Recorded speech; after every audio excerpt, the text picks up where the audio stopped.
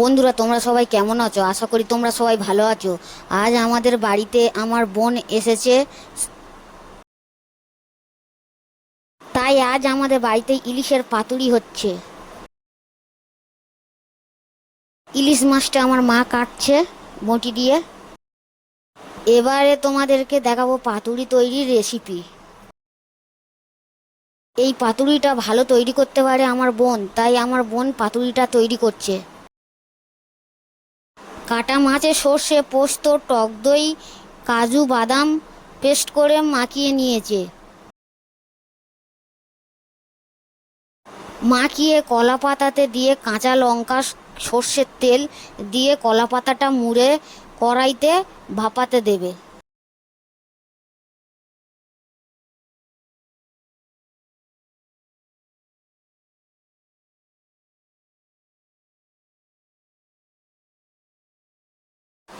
এই দেখুন কলা পাতাটা কেমন মোড়া হচ্ছে আস্তে আস্তে।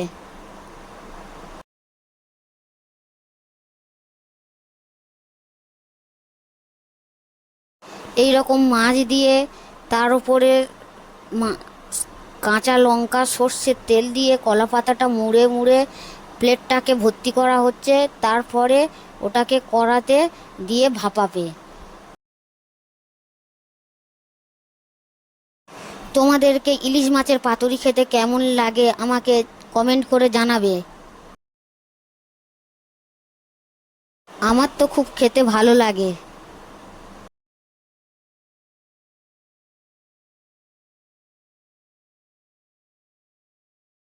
এই দেখুন কেমন করে দেয়া হচ্ছে বন্ধুরা, কত সুন্দর করে পাতুরিটাকে বানানো হবে দেখুন।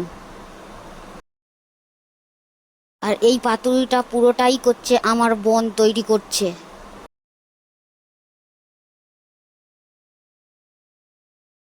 আমাদের পাতুরি কড়াইতে দিয়ে ঢাকা দেওয়া হলো।